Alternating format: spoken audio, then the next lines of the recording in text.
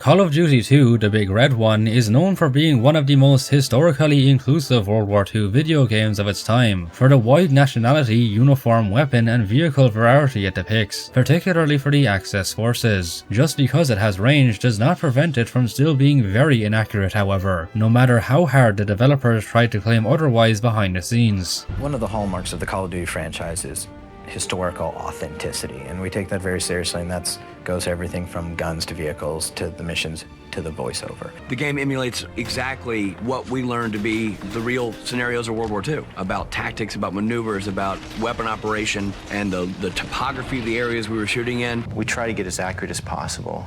One of the perfect examples is the weapons. The team did extensive research, including travel to the 1st Division Museum. So let us educate on the true extent of this game's historicity by jumping straight into correcting its many errors. We open with a horrendously recreated condensed map of northwestern Europe. Omaha Beach is indicated as being far too east. It should be further to the west here. The river Seine in France is misspelled as spine. Mons is shown to be far too southwest in France. It should be in Belgium further to the northeast. The German regions of Eilendorf and Buchholz are shown being in Belgium far too westerly to where they are actually located. The drawn line that says Siegfried Line is just placed randomly through Belgium and across the Rhine River, when it should be situated along the German border. It should also be mentioned that these arrows do not match with any troop movements, either Allied or Axis.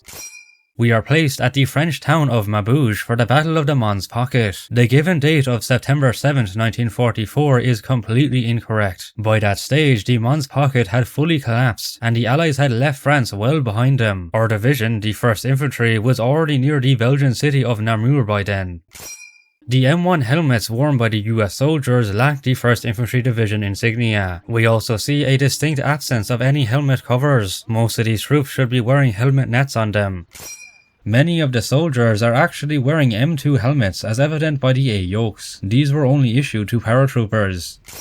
The American M1943 uniform did not start appearing on the Western Front until late 1944. Despite this, the jacket, pants and buckle boots from it appear on the US soldiers in all of the levels set in the European theatre of operations, including the ones dating back to 1943, where the earlier khaki M41 field jacket, M1937 brown wool trousers and M1938 canvas gaiters over service shoes should be appearing instead as a standard. We could also see some HVT uniforms among them for variety. These are represented here with one of the many edits that our historical artist Michael Ackerman made for this video. Some of the M1943 jackets are actually just green retextured M1942 paratrooper jackets. Almost every soldier across all nationalities in the game completely lack rank insignia on their uniforms, even for the ones that are shown to have ranks such as corporal, sergeant and lieutenant on their name overlays. Much of the GIs have winter scarves under their jackets, even in the level set in summer. Almost every US troop has fingerless gloves. Some soldiers did field modified gloves, but they would usually only make a hole for their trigger finger. Gloves would be winter clothing anyway, so it makes no sense to appear in warmer weather. The M1923 cartridge belts lack the first aid pouch.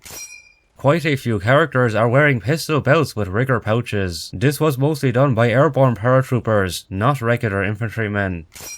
The ammo pouches worn by all of the soldiers in the game often do not match with the weapons they carry. For instance, rifle ammo pouches will be seen on troops wielding SMGs and vice versa.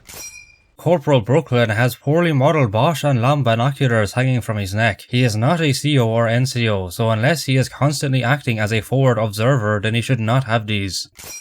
A similar point can also be said for Corporal Kelly's poorly modelled M1938 map case. These were typically issued only to officers. Kelly also wears generic rectangular shaped glasses, when in fact he would be required to wear circular framed P3 glasses. Corporal Bloomfield has whatever this strange pouch is supposed to be. Best guess is that it is a very badly depicted general purpose bag. Far too many musette bags are seen being worn on the backs of the soldiers. This was most prominently done by airborne paratroopers.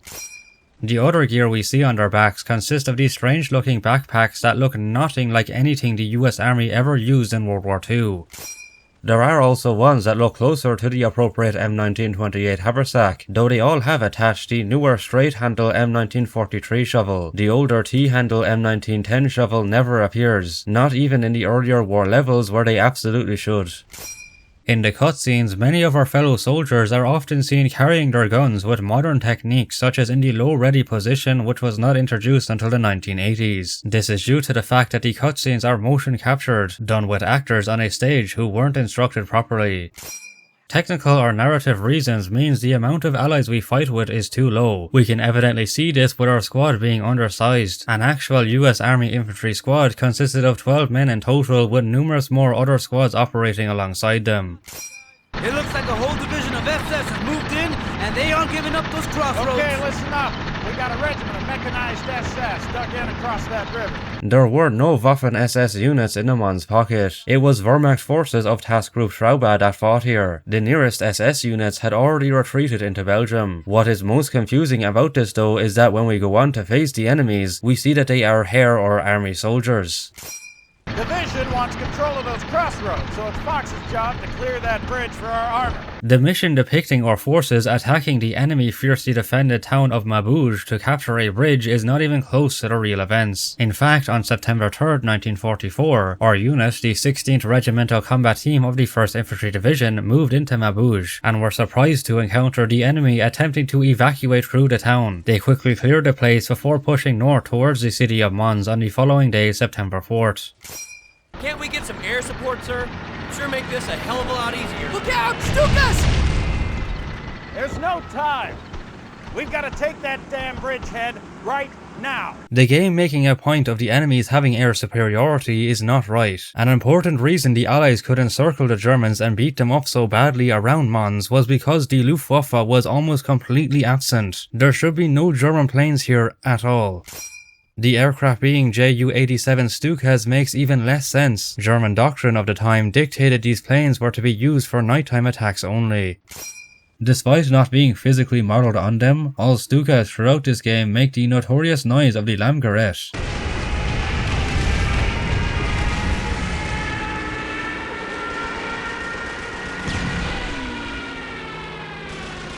These had stopped being used since 1940. To provide increased cinematics for the player, the aircraft have been made to fly at ridiculously low altitudes and speeds. Flying like this would cause them to stall and fall out of the sky, not to mention that bombing this low would blow up the aircraft themselves. The model of Sherman tank is an inaccurate hodgepodge of variants. The upper front glacis has the newer 47-degree slope with large driver/co-driver hatches, which would make it a late war M4A2 or A3. However, it has the engine doors at the lower rear, which doesn't exist on the A2 and A3s. Many of the Shermans have the white star and circle. This was more common around D-Day and beyond to help with aircraft recognize which vehicles were friendly. Ergo, they would be painted on top of the turrets or engine decks. It wasn't used on the sides, and especially not this large. All of the tanks in game look plain without any common additions to the exterior, like roof machine guns, crewmen's gear, nicknames stenciled on the hull, and track links, sandbags or logs acting as improvised armor. In addition to all this, most of the vehicles lack tactical unit and serial markings. We can tell by our sleeve that our character seems to have a high neck sweater beneath his tunic at all times, even in the levels that are set in summer. This is a piece of winter clothing that was not introduced to the 1st Infantry Division until late 1944. We by default carry 2 primary weapons in some of the levels. Of course, this was done for gameplay variety, but let it be clear that historically, a rifleman like our character would only be armed with a single primary weapon throughout, which would most likely just be an M1 Garand. The iron sights on many of the weapons have been enlarged to give the player a bigger sight image, as especially apparent with the M1 Garand here. Dated video game making sees the magazines and chambers of the weapons either always having ammo in them even when they were all shot, or are always empty with a flat blank texture when they should still have rounds inside. The game's bonus materials claims that the M1 Garand was, quote, the first semi-automatic rifle in American military service, end quote. This wording is not exactly true. Semi-automatic rifles like the Winchester Model 1905 and 1907 did see limited American military combat service prior to the M1 Garand. It would have been more accurate for them to say that the M1 Garand was the first standard issue or mass-produced semi-automatic rifle in American military service. We will notice that many of the pictures of the weapons in the bonus materials are terribly made. A lot of them have missing or undersized parts and are horribly shortened. The M1A1 Thompson has its front sling swivel screwed to the side of the grip in the fashion of Land-Lease Thompsons modified by British commandos. Since we are Americans, the gun sling swivel should be screwed to the bottom of the grip in the standard fashion. The developers put less effort into modeling the right sides of the weapons due to them usually being hidden by our characters holding of them. Reloading or meleeing shows that many have blank mirror textures where parts like the bolt on this Thompson should be.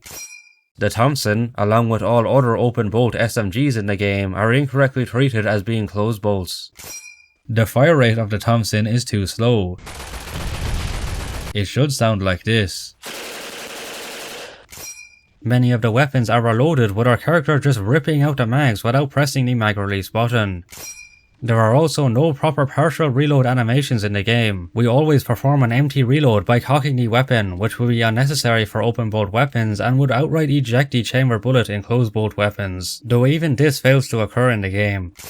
The bonus materials makes the incorrect claim that, quote, the M1A1 is an American weapon that became infamous from its use by gangsters during the Prohibition era, end quote. It is clear that the developers have confused this model for the earlier M1921 and M1928 versions. The M1A1 Thompson was not introduced until 1942, years after the Prohibition era ended. The Mark II hand grenades are incorrectly referred to as the, quote, M2 frag grenade in the HUD. The frags have green instead of silver spoons and are missing the yellow and red band under the fuse, likely due to them having been modelled on inert training grenades. They are also thrown without the pin or safety lever being removed, which would mean they should not explode. The M1 Garand, M1 Thompson, and Mark II grenade appear as the only small arms in the hands of this level's US soldiers. We do slowly get introduced to further American weapon variety in later missions, but a few common firearms like the M1911 and M3 grease gun never show up. The M1911 even features in the bonus materials and multiplayer mode, but not in the campaign for some reason. The third-person models of the guns are lower quality than the first-person ones, with them having static bolts, inadequate reload animations, and are fired unlimitedly by the game's NPCs. The fire rates of some weapons also differ when being fired by the AIs compared to our character using them. Something we will notice throughout the game is how out of proportion many of the models are, from far too oversized weapons like these Mark II grenades to absurdly big vehicles such as this grasshopper plane. All of the fired bullets have too low velocities and are brightly visible in the air as if they have colored tracers. The troops are shown swarming close together in the open, resulting in many getting swiftly killed. Yes, video game AIs are dumb, but this ridiculousness looks more like human wave attacks instead of proper World War II tactics using formations with several yards between each soldier. In many of the levels, we keep coming across these radios that do not resemble any standard field radios used by the factions of this game. All of the crew serviced artillery pieces, vehicles, and machine guns in-game are undermanned, sometimes with as little as just one soldier or even no one at all using them. In reality, they would have been allocated crews of multiple men to properly use. The M45 quad mounts model is very lacking. Other than the tombstone ammo chest being undersized, many parts like the reflex sight, generator, and battery are missing. The bonus materials has incorrectly placed all of the artillery guns, including the fixed ones, into the vehicles category.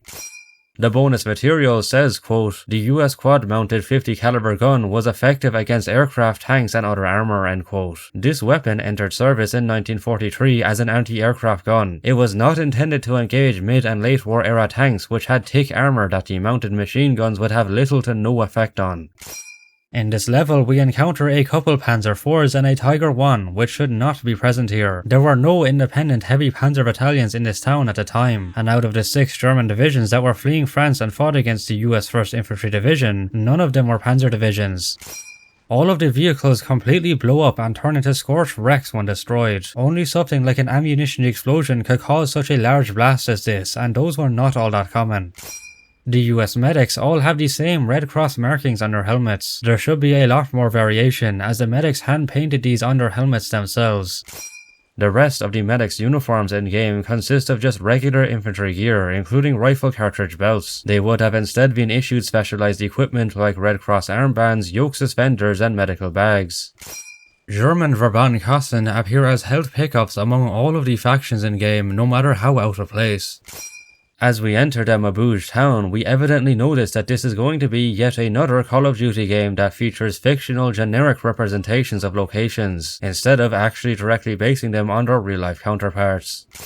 There is also a noticeable complete absence of civilians throughout the game. Many of the settlements we fight through were still filled with locals who suffered immensely from occupation and battling. Some of the German soldiers are completely lacking headgear, when they should all have helmets in combat. The ones with Stahlhelms wear them plainly, heavily lacking common additions like camouflages applied from the use of vehicle paints, covers and foliage. A large number of the enemies have full-grown beards. Even in the field, military grooming discipline standards would have prevented this amount of facial hair going unshaved. Every one of the Heer soldiers are wearing an inaccurate mix of the M42 and M43 uniforms. They all lack breast eagles and Waffenfarbe, with some of the shoulder straps being in a black shade like the Waffen SS ones. We should instead be seeing proper depictions of a variety of uniforms in different shades of field grey, namely the M36, M40, M42, Summer HVT M42, M43, as well as the M44 in later set levels. None of the Soldaten wear their tunics with the collar closed. They all have them open, showing that much have what appear to be winter head toques wrapped around their necks, even in the levels set in summer. We also see many with black neckties. Ties were a quite formal piece of garment that would generally not be worn in combat. Despite their lack of rank insignia indicating them to all be privates, every single German has an Iron Cross ribbon, which they incorrectly wear over a tunic button instead of properly through a button loop. For some reason, only half of their belts have rifle ammo pouches attached. The other half is either blank or has MP40 pouches, as if they are carrying two primary weapons, which they do not do in game, nor did historically either. The Zelt bands on their backs have a basic consistent colour rather than the camouflage splinter patterns they had in reality. The entrenching tool is completely absent from the Germans, despite being a standard piece of gear. They are all wearing black leather jackboots instead of the more common low boots and gaiters. The Axis troops in this game are armed with far too few rifles and too many submachine guns. SMGs would usually only be used by the likes of COs and NCOs. The game itself even recognizes this fact for the MP40 in the bonus materials, where it states that, quote, the German MP40 was typically only given to platoon and squad leaders, end quote. The bonus materials makes the common mistake of referring to weapon magazines as clips. The enemies using the MGs do not have any specific machine gunner gear. For the Germans, this would encompass the MG Tasche, cleaning kit and pistol. Because video game, all of the fixed mounted weapons fire unlimitedly without any reload or barrel change animations. Most of them clearly do not even have any ammo feeding into or casings ejecting from them, so how they are firing is anyone's guess. The fire rate of the MG42 is too low. It should sound like this. The bonus materials has wrongfully designated all light and medium machine guns in game as being heavy machine guns or assault weapons. The Germans throw but do not physically carry the Model 24 Stielhandgranate. They are all completely missing the metal safety cap and core portion that should be on the bottom.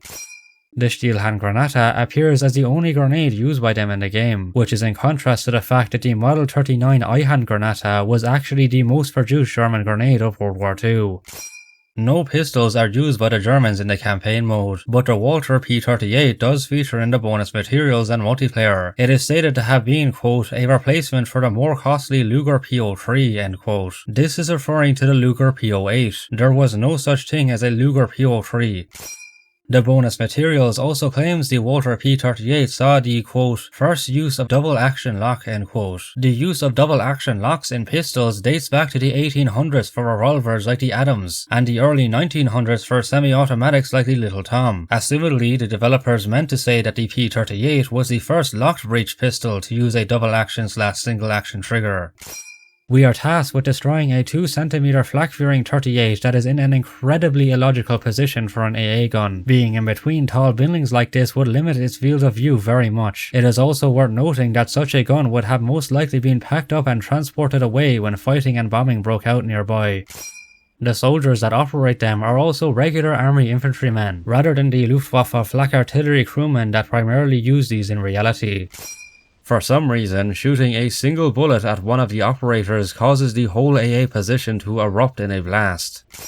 The Tiger 1 tank is an Auf-H model, however it still has its smoke launchers on the sides and air filters on the back. It also still has rubber road wheels.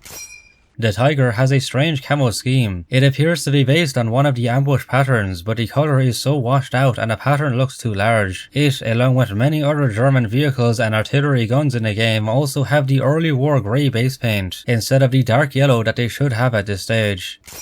The explosive charges we use are cartoonish time bombs, consisting of just bundled dynamite sticks and a small clock. Such a device was never used by the US Army. Actual American TNT charges used during World War II look like this.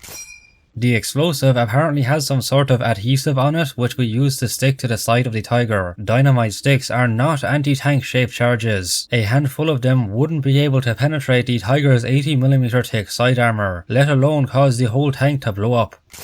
Along with the cartoonish time bombs, a satchel charge is included in the bonus materials and multiplayer, but not in the campaign. It is badly depicted, barely resembling an actual US satchel charge from World War II.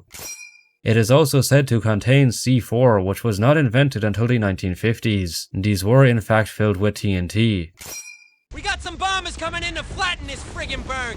Lay some smoke so we don't get hammered by our own bombs! This is extremely dumb, as we see an armada of bombers coming in. These aren't precise bombers and they wouldn't be able to avoid our little spot. We'd be absolutely flattened. Bomber fleets like this wouldn't be used on the front lines during a battle for this reason. They'd hit the enemy lines before an offensive or bomb targets far behind enemy lines, not while their own forces were battling right in the target area. The bombers themselves are A-20 Havocs, which by this point were beginning their transition to A-26 Invaders. They and many other American aircraft in the game have black and white invasion stripes which were only applied for the Battle of Normandy and removed afterwards. The dropped bombs fall horizontally instead of properly diving down vertically. Our tally being at over 100 inaccuracies just from the short, less than 10-minute long prologue goes to show how little care was given for historical authenticity here. But do you know a free-to-play video game crafted by developers that do know how to properly mix fun immersive gameplay with real attention to detail? A game with a fanbase so keen on historical accuracy that they have on multiple occasions leaked classified government documents to further improve its realism. I am not even joking, this has happened about a dozen times now. Yes lads, I could only be speaking of the legendary War Thunder. War Thunder is a free online game that lets you engage in epic and intense PvP vehicle battles with over 2,500 tanks, planes, helicopters and ships spanning across over 100 years of history from the 1920s to today. You can customize your vehicles with camouflage, historical markings and 3D decorations like bushes and equipment. Even the damage system is realistic, with the vehicles actually suffering damage to their parts and crew instead of just having generic hit points. If you are a new player or haven't played in the last 6 months, then signing up with my channel's links below will give you huge exclusive bonuses on PC and consoles, including premium tanks, a premium account, boosters and much more. War Thunder is available on PC, PlayStation and Xbox, including older generations, as well as a new mobile version, all for completely free. With this opportunity, there is no better time to try it out by clicking the links in the description or pinned comment. With appreciation to War Thunder for the sponsor, we shall now return to the inaccuracies. We are brought back 2 years to partake in the Operation Torch invasion of North Africa. Each chapter of the game opens with a cutscene consisting of a narration by Mark Hamill accompanied by historical footage that in true old documentary style often does not match with what is being discussed. Despite being presented to the player in a factual manner and being officially endorsed by the military channel, these cutscenes contain many errors. The fighting first set sail from New York to the United Kingdom in early August 1942 to begin their training for the Second World War. The 1st Infantry Division was sent to the UK in August of 1942 to perform their final overseas deployment preparations. They had already begun training for the Second World War as a whole a long time before this, while still in America, exponentially so after the US entered the war in December of 1941. The map of Operation Torch shown here is just awful. The United States flags are the modern 50-star ones rather than the 48-star version used during World War II. These two American flags are supposed to represent the Center and Eastern Task Forces, though the map places them in neutral Spain. Allied forces never launched any operations from Spain during World War II. Although their top brass commanded them from the British overseas territory of Gibraltar, the Landing Center and Eastern Task Forces sailed to Algeria from mainland Britain. German flags appear on the Vichy French-controlled nations of Morocco and Algeria instead of proper French ones. And said German flags also reveal the game's Hakenkreuz censoring policy, which sees the symbols inconsistently removed or replaced with the Iron Cross. With the 1st Infantry Division embarking for the Algerian coast.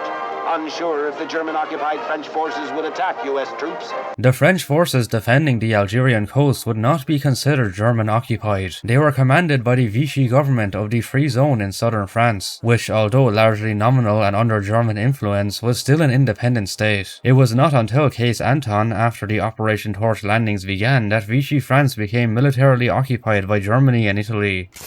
The loading screen's map of North Africa is a terrible imitation. The marker for Oran is far too east, with it being a few miles from Algiers. The marker for Tunisia is actually in northeast Algeria. And the same can be said for the Kasserine Pass, which should, you know, be next to the town of Kasserine in west central Tunisia. These red arrows are also again quite randomly placed instead of being properly based on actual troop movements. The mission places us in Oran on November 8, 1942 at 6:30 am. At this time, our unit, the 16th Regimental Combat Team, which I will just more simply refer to as the 16th Regiment from now on, was still on the beaches of Arzew holding a defensive perimeter while supplies and equipment were being offloaded. It wouldn't be until the following morning on November 9th that the 1st Division moved out to Oran.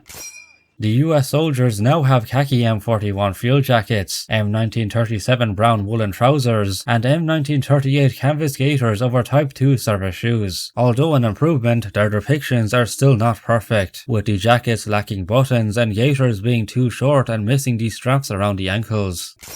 The troops all have white American flag brassards, which was a standard practice during invasions in the Mediterranean theatre of operations to inform the local population. However, the flag brassards were mainly worn by the 9th Infantry Division during the Operation Torch landings, whereas the 1st Division sewed American patches on their sleeves.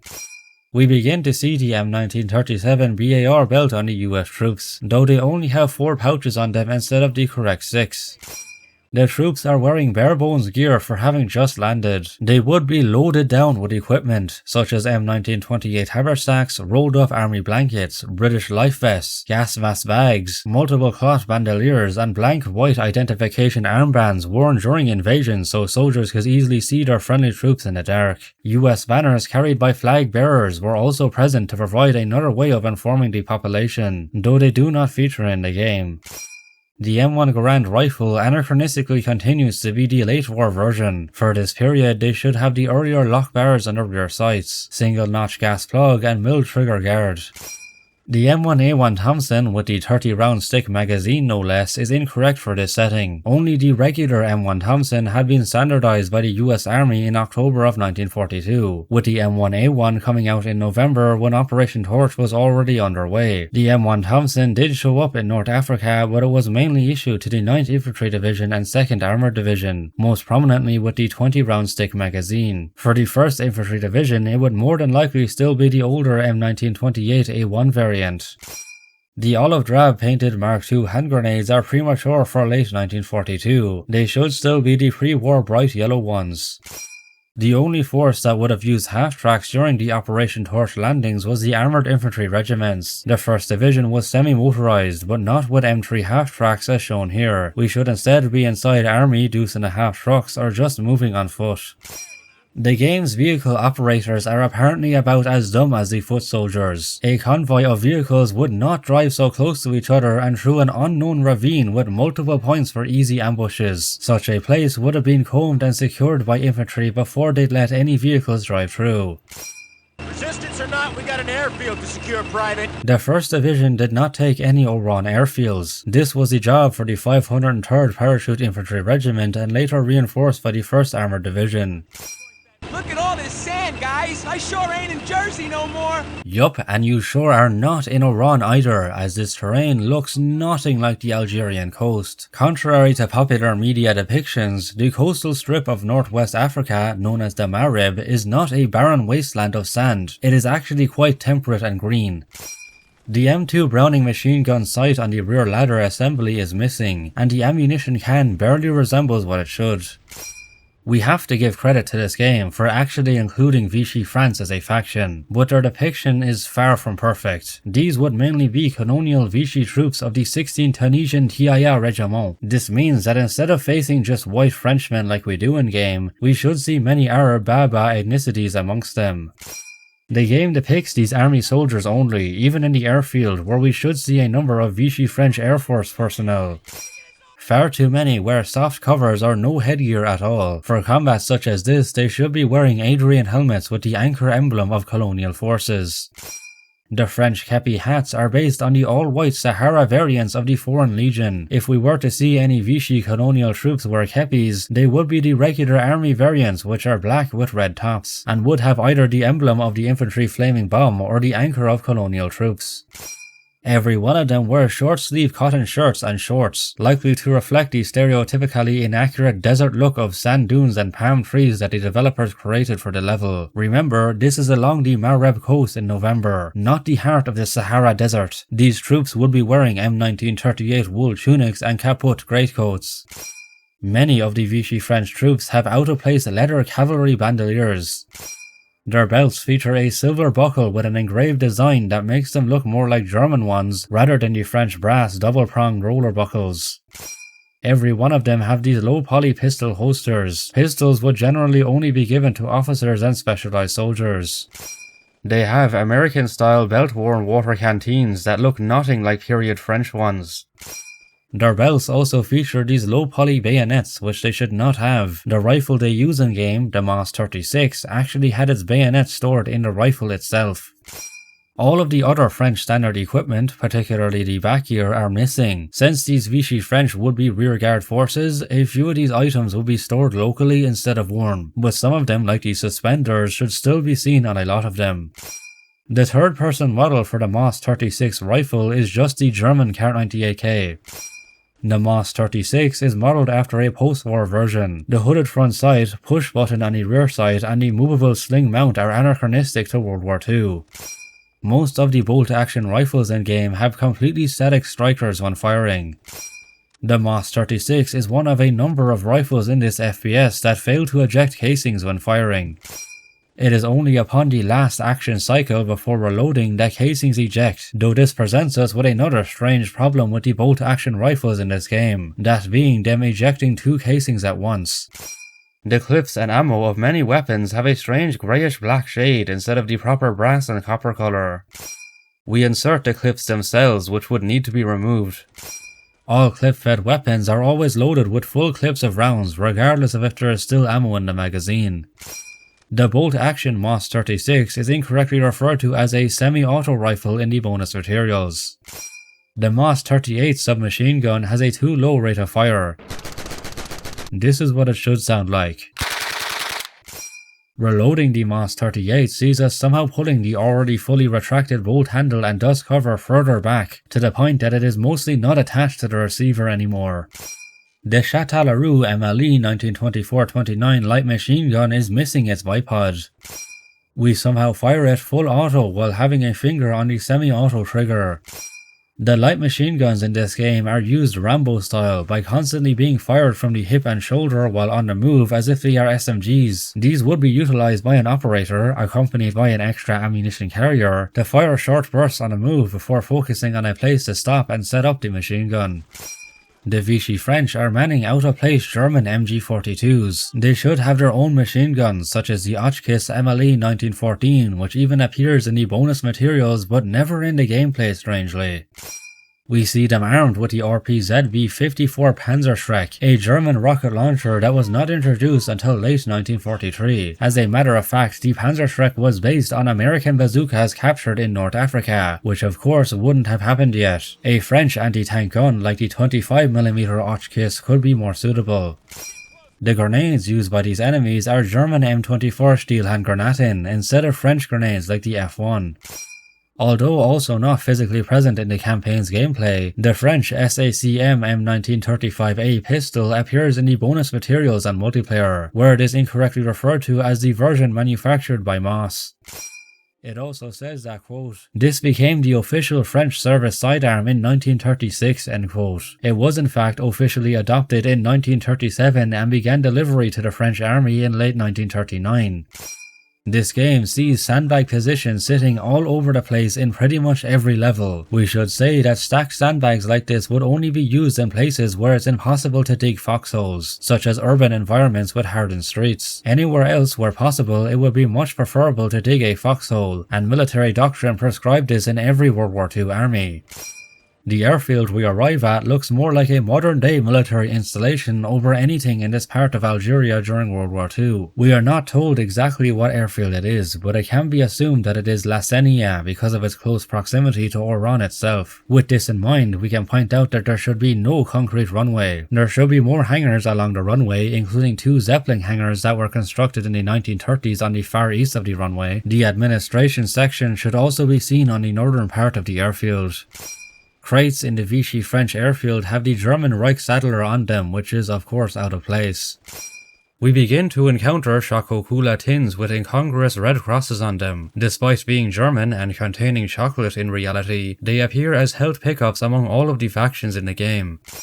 We also start to find these larger medkits throughout the game. They look somewhat similar to American Musette bags, but overall have a generic ahistorical design.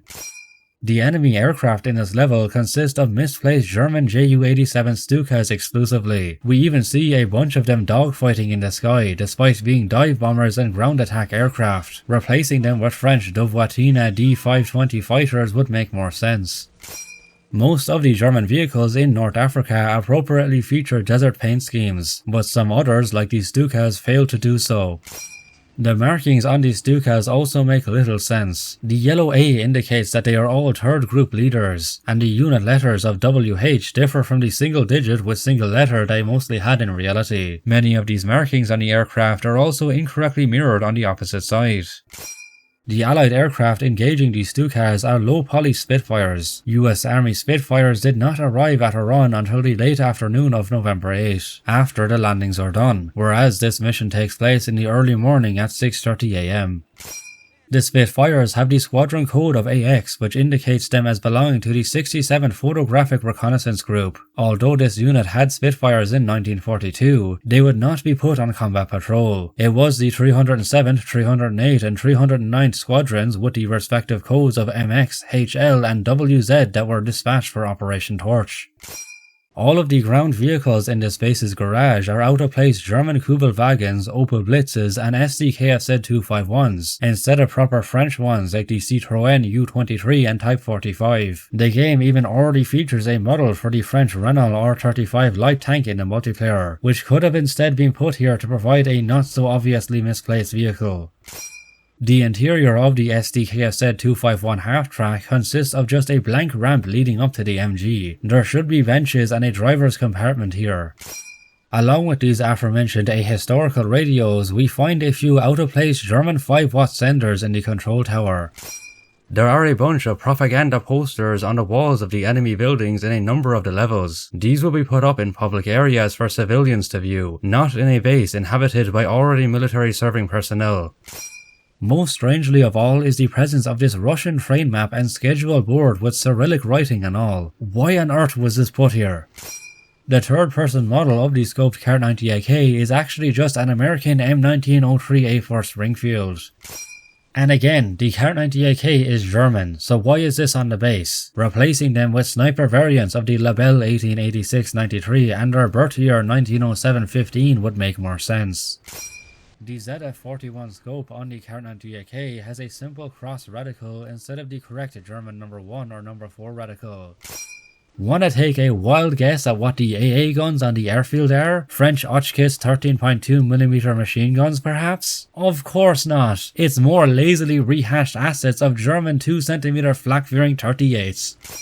Getting a closer look at the flak-fearing 38 model here reveals to us that it is quite a lacking model, with parts like the sight being completely missing.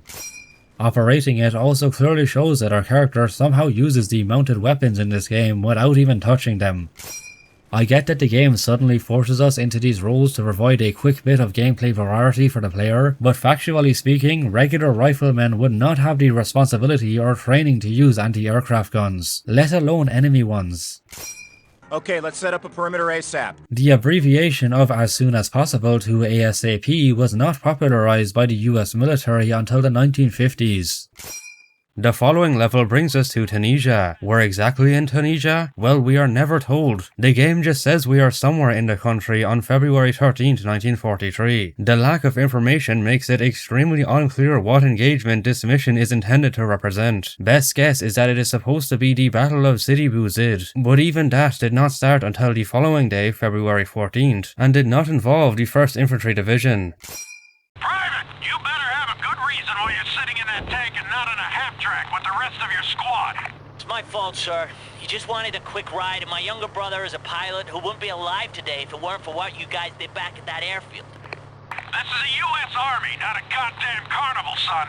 See that my rifleman is back in his half-track at your next stop. This has got to be the most convoluted reason for the player infantryman being suddenly thrust into a tank in any game we've covered so far. This would just not be allowed in a combat zone. The officer on the radio isn't half as angry as he should be. The American Stuart tanks are modelled on the M3A1 variant, which were not used in Tunisia. It was the earlier M3 versions that were. Other than the front turret being out of proportion, giving a weird box shape to the mantlet, they are missing the AA mounts for the roof M1919. There are large US flags on the sides that are the modern 50-star version again. These tanks did briefly have the period 48-star flags on them, but were removed after January of 1943. They were only added to identify themselves to the Vichy French. After Operation Torch, their purpose was no longer needed. The coaxial M1919 has a fire rate that is much too high. This is what it should sound like. The bonus materials misrefers to the Stuart's primary armament as the 37mm M3. This was the towed version with a manual breech. The cannon mounted in the M3 Stuart was the M5 version, while the M3A1 featured the M6 variant with a semi-automatic breech. Again, props to the game for actually including Italy as a faction, but of course they are not portrayed well. There are way too many pit helmets on them. These served more as a secondary headgear item, usually when out of combat. The M33 steel helmet would be worn in frontline duties.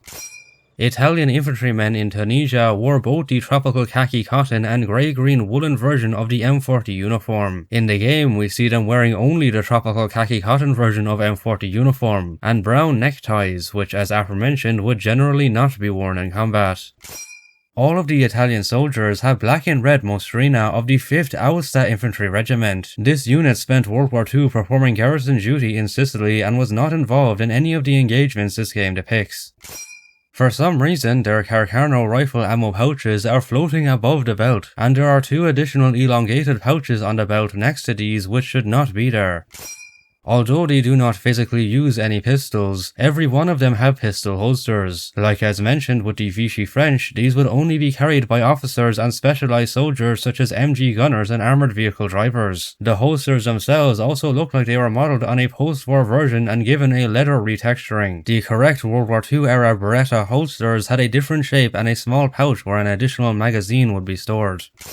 Their water canteens are the same American-style belt-worn ones that we saw earlier on the Vichy French. They should be the Italian model 1933 canteen worn from the shoulder. A similar point can be said for the knives on these troops, which bear little resemblance to the Model 91 bayonet and frog they should have. They have low-poly M33 gas mask bags. These would have been less common amongst frontline troops who would have used the newer M35 gas mask bag instead.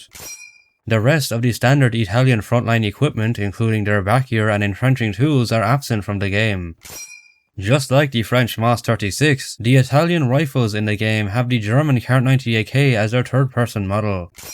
The Italians are shown using German MG42s in this mission. More appropriate Italian Beretta Modello 30 and 37 machine guns show up in later levels, so why these assets were not just reused here is anyone's guess.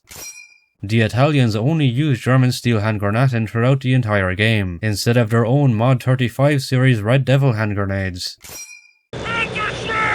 Great. More anachronistic and out-of-place Panzerschrecks. The Italian Royal Army never used these. An anti-tank gun standard to them, such as the Cannona da 4732, would be more suitable.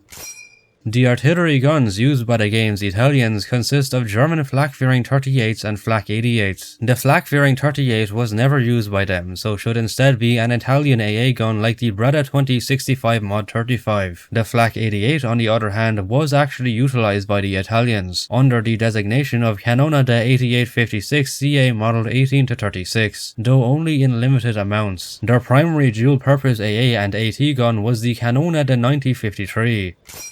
The M1340 tank appears as the only Italian vehicle in the game. All of the other vehicles that accompany and get used by them are German ones. We should be seeing various other Italian vehicles like the Benelli M36 motorcycle, Fiat SPA TL37 artillery tractor, Lancia 3RO truck, M1441 tank, and Semaventa de 7518 self-propelled gun. The AUF-G version of Panzer IV is outright anachronistic for the setting, given that it did not see combat in North Africa until May of 1943. The German armour used in this theatre at the time would be a variety of older Panzer IV models, like the AUF F1 and E, as well as other tanks including the Panzer II and III. Typical video game vehicle combat sees the tanks fighting way too close to each other. In reality, they would engage at much larger distances of hundreds of meters apart. If this is meant to be Sidi Bou Zid or somewhere close, the desert and sandstone ruins are more accurate for the region. However, there should still be quite a bit of vegetation, and the overall area should be flat, instead of these rocky bayouts and narrow ridges. This game follows the popular media trend of putting Czech hedgehogs all over the place in numerous missions. These heavy steel anti-tank obstacles were never used in North Africa, much less in a mechanized mobile manner. They were utilized by armies in Europe at static defensive positions, most famously the German Atlantic Wall. An excessive amount of warning signs appear all over the enemy minefields, when they would only really need a small few. The mine signs themselves are also modeled on German ones, though have an ahistorical red stripe in them and are missing the Totenkopf graphic that they would usually have. American P-38 Lightning fighters appear in a couple of the levels in Tunisia. Out of the 3 US fighter groups equipped with P-38s in North Africa, none were still using these fighters for ground attacks in Tunisia. We should be seeing other fighters instead, particularly the P-39 era Cobra. The P-38s feature erroneous conglomerate US Army Air Force insignia. The stars have the period correct yellow outline of the number 24102K logo, but the devs then for some reason slapped on the white bars of the AN-1 9A markings that were not even introduced until months later in 1943. The following mission brings us to the Battle of Kasserine Pass on February 19, 1943 at 9:10 AM. It looks like we're moving the whole division now. What's going on, Sarge? 26 got their asses handed to them by Rommel and his damned Africa Corps. And we're coming to get it back, right, Sarge? Something like that, Vic. Get off the damn road! As I was saying, Rommel's panzers rolled over the 26th and took the pass. For some reason, they pulled out afterwards.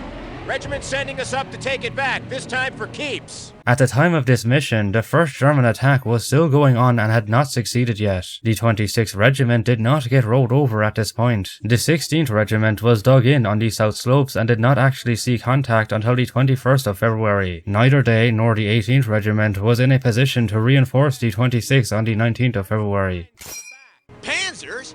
Our Stuarts don't stand a chance. There should not be any Stuarts in this mission. The tanks of the 1st Armoured were sitting behind the front line just south of Tavisa, roughly 10 kilometers away from the 16th Regiment at Vushebka. The only armour we should be seeing are M3 GMCs from the 894th Tank Destroyer Battalion. When we stop, grab some mines from the back. We'll leave a little surprise for Rommel. Regular infantry would not be tasked with planting mines. They were not even trained to do so. It was engineers that were. Just like about every depiction of the Kasserine Pass we have so far seen in both games and movies, this area is portrayed as being way too barren, rocky and steep. The pass consisted of more gradual slopes with a larger amount of scattered vegetation. Man that gun now! no tanks get through, understand? Here we go again, with a rifleman abruptly being thrust into an armored vehicle without any proper permission or training. Why would this fully intact and loaded M3 GMC even be sitting here unmanned on the front line? Where are the tank destroyer crewmen? The Stahlhelms on the Deutsches Afrika Korps soldiers all have the same desert camo. Camouflaging helmets with dark yellow vehicle paint was common for Afrika Korps troops, but it was a field modification and not a universal practice. Some did not paint their Stahlhelms, leaving them in the base field grey colour, while the ones that did had a lot of variation between them due to the paint being hand applied by the soldiers themselves. They have the same Hair Eagle decal on both sides of their Stahlhelm, when they should actually have two different ones or just a single one. Many of these Germans are wearing face coverings that are likely meant to represent the scarf and goggles technique. This was used mostly by Panzer Grenadiers when riding on vehicles through North Africa's sandy deserts, not while on foot in the semi-arid environment of Kasserine.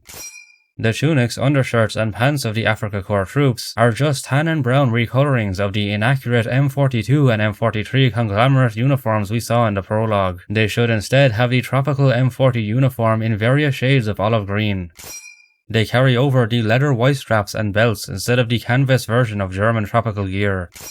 They also all still have the leather jackboots, though now with a strange green tinge, perhaps as a terrible attempt to make them look like more appropriate tropical boots or low boots.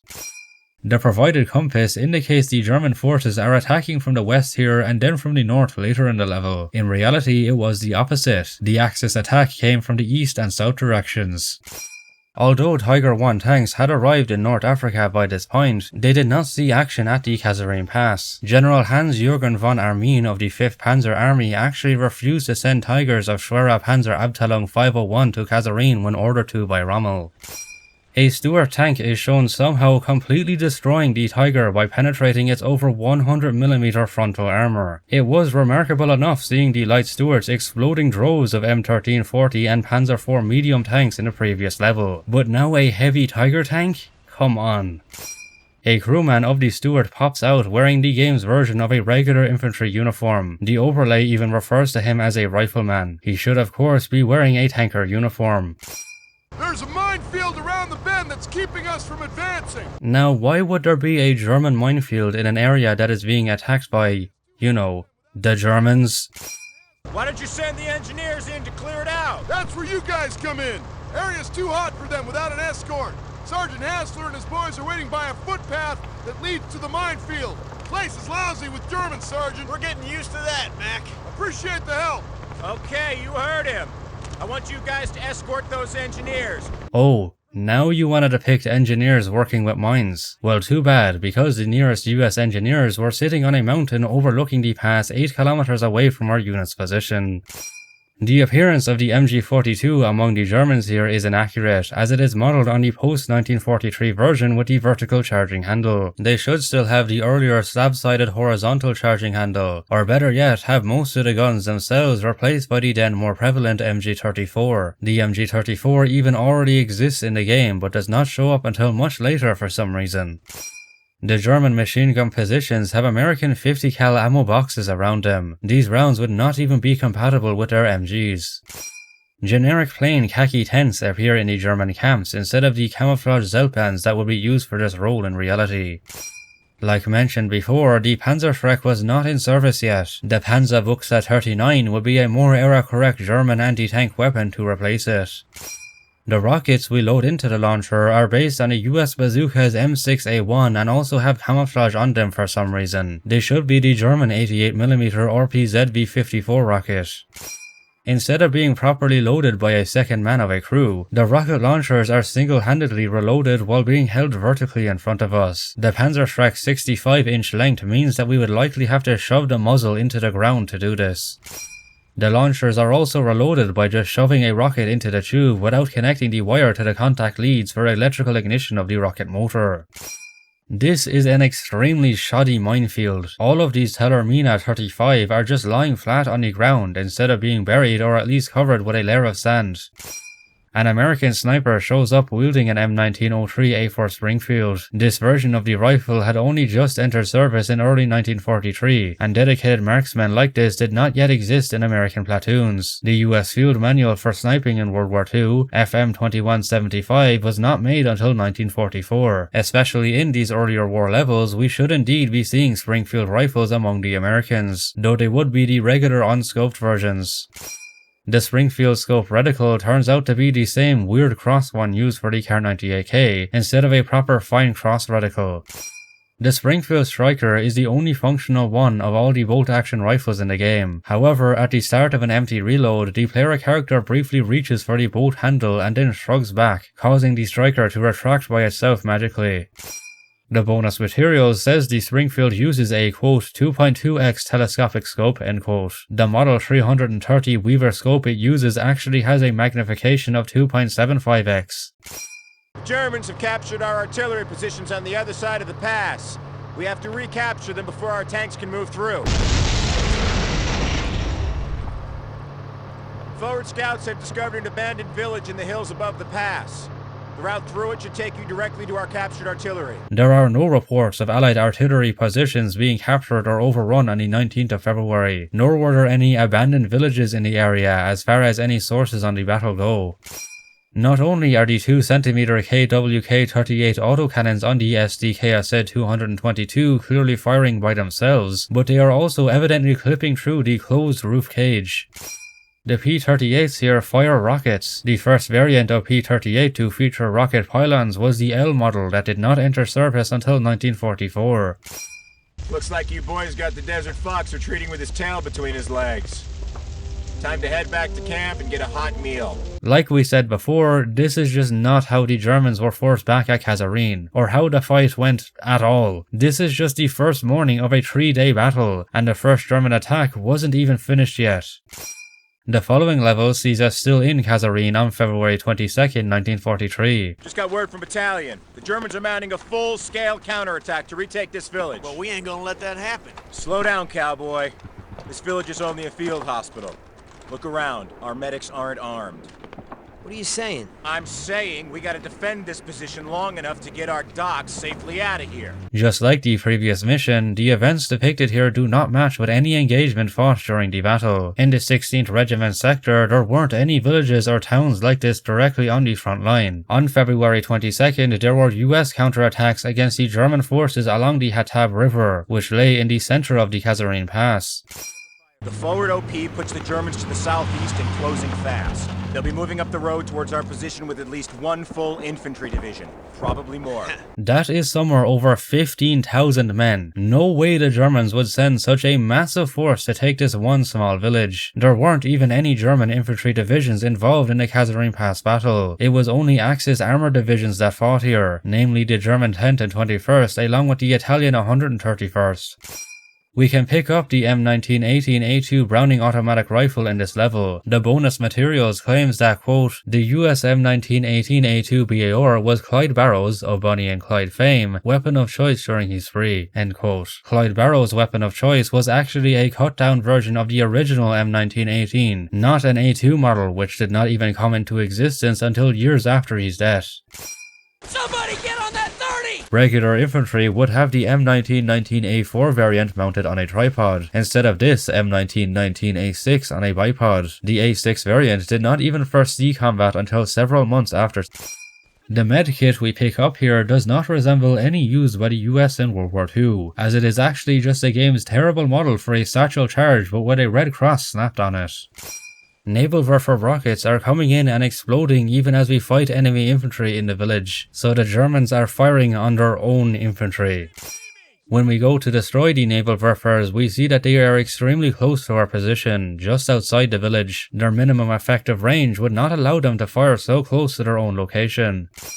The bonus materials fumbles its info on the Naval Werfer by saying, quote, each gun has 5 160mm barrels, end quote. No model of this launcher had these specifications in reality. The Naval Werfer 42 shown in game has 5 210mm caliber barrels. The bazooka rocket launcher is the M9A1 variant, which would not be introduced until 1944. It should be the M1 or M1A1 instead.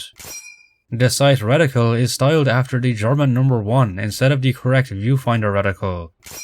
The bonus material says that, quote, the US bazooka is a 4-foot-long reusable tube with a simple wooden stock and sight, end quote. This is referring to the earlier M1 and M1A1 bazooka. The M9A1 bazooka depicted in the game is over 5 feet long, has a metal skeleton-style stock, and a Polaroid T90 optical reflector sight.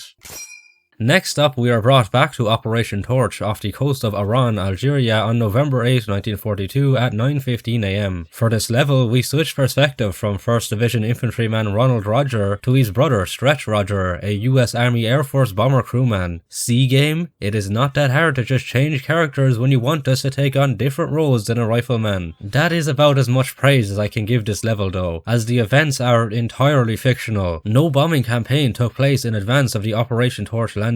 The invasion only saw fighter cover. We're coming into the range of Oran. The 1st Infantry will be landing later this morning. We're gonna clear out as much resistance as possible. The landings at Oran took place on the night of November 7 to the 8th. By this mission's mid-morning setting on November 8, the 1st Infantry Division was already ashore. The aircraft machine guns are shown having iron sights instead of their actual optical ones. Stretch, get in the ball turret. Early B-24 Liberator bombers like this one we are in did not have ball turrets. They instead had tunnel guns. The B-24Ds did eventually get ball turrets, but not until mid-1943. The bomber's crew is undersized in game at just 6 men instead of 10. Our character is shown single-handedly performing the roles of the nose gunner, ball turret gunner, and bombardier. Once the tail gunner gets killed, we have to take over his position too. Meanwhile, the 2 waist MGs and our operators are completely ignored by the game. The rest of the bomber's interior layout looks generally fine, though it lacks detail. Many panels, lines, and other such parts are missing. The developers attempted to give most of the B-24's exteriors the bare metal finish, which wouldn't be widespread until early 1944. Instead, they should have the olive drab green or their sand color. All of the B-24s have the same registration number of 913 and serial number of 448372. The 913 registration number belonged to serial coded bomber 412418, an ex-US Army Air Force B-24D assigned to their Marine Photographic Reconnaissance Squadron VMD-154 that served in the Pacific Theater, not in the Mediterranean. The lead plane is an assembly ship, a B-24 with bright colors to help pilots locate the formation. This assembly ship has a very distinct yellow and green camo pattern which is based on the Green Dragon. The Green Dragon in reality did not enter service until 1943. We encounter numerous defenseless German Me-323s flying in formation unescorted. Yeah, that would certainly be one way for the Luftwaffe to decimate their limited supply of what was the largest land-based transport aircraft to fly during World War II. Regardless, there weren't any reports of these aircraft being off the coast of Iran at this time. Many of the targets we're presented with in this mission, like these ships, are precise ones that would likely not be bombed by a B-24 heavy bomber, even with its bombing sights. They'd instead be targeted by smaller aircraft like fighter bombers or medium-sized bombers such as the A-20 Havoc or B-25 Mitchell. We are able to drop bombs individually and on several targets. This is not how the bombing of the Liberator worked. These planes would drop a part of or their entire bomb load at one time and could not drop them individually. The crew claims these ships are of the German Kriegsmarine. That's one less destroyer for the Kriegsmarine. The Kriegsmarine exclusively deployed U-boats for Operation Torch. The only Axis destroyers involved in the invasion at Oran were Vichy French ones. We then encounter more German aircraft in the form of Bf-109 and Fw-190 fighters. These should also not be here, as the Luftwaffe was not disprepared for the Operation Torch invasion. When they did manage to dispatch aircraft, it was solely He-111 and Ju-88 bombers that targeted Allied ships off the coast of North Africa. The only fighter groups around Oran at this time were Vichy French ones, equipped with the likes of the aforementioned Dovretin D-520. The Fw-190s feature the simplified Balkenkreuz that did not become common until late in the war. For 1942, they should still have the version that is seen on the rest of the game's German aircraft. The enemy fighters are defeated upon the arrival of reinforcing P-38 Lightnings. Although some of these fighters were involved in Operation Torch, they did not first arrive in the region until November 11th, well after the initial landings were over. First-person shooter games like Call of Duty have always provided a power fantasy to the player by making them a one-man army with regenning health and dumb AIs to eliminate by the dozens. But this level takes that a step further by physically providing a tally, counting the number of aircraft we down. This means that by the end of the mission, we are clearly shown to have single-handedly destroyed an entire Jägergeschwader or even more. No air-to-air kill count like this was ever achieved by any bomber in World War II. The game then moves us on to the Operation Husky landings in Gela, Sicily, Italy on July 10, 1943 at 3 AM. The map in the cutscene is another butchered one. The Balkans are shown having modern state borders instead of the Axis-occupied zones of Yugoslavia that were here in 1943. All of the allies, including US and Canadian forces, are represented solely with British flags for some reason. The placement of the flags, as well as the arrows showing the attack movements, were very evidently and wrongly based on the invasion of mainland Italy in September 1943. Known as Operation Husky, plans are devised for another massive amphibious invasion, this time targeting Sicily and involving British and American troops, as well as the Navy and Air Corps. The narrator is clearly misreferring to the US Army Air Force here, which succeeded the Air Corps back in June of 1941. The loading screen consists of yet another extremely messily drawn map. Gela is placed too westerly. It should be further to the east in the middle of the bay. Piano Lupo is shown being way off by Syracuse when it should be right east of Gela. Troina is marked as being too far to the northeast. It should be further to the southwest around here. And once again, these arrows do not match at all with real attack movements. More accurate, simple maps of these historical invasions are easily findable. There is really no excuse for why the devs messed them up so badly.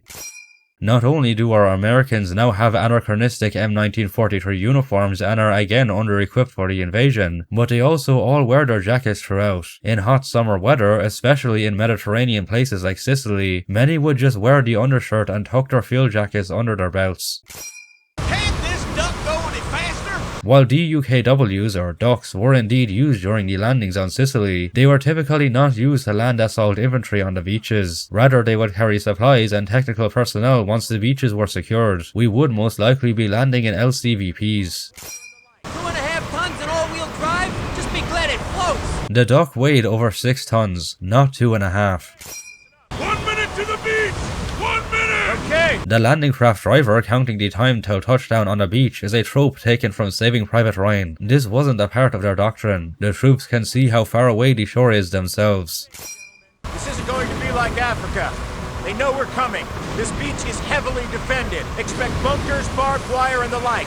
This is the real thing, gentlemen. This is all over-dramatized BS. Gela Beach was not heavily defended. Most of the defenses by this time had already been overrun by the 1st Ranger Battalion. Any remaining Italian coastal troops had no real desire to fight an invasion force, and the landings of the 1st Division went by without any serious fighting. There are a bunch of sea mines just offshore that should absolutely not be here. Even if there were mines, they would have been cleared before the landing craft went in.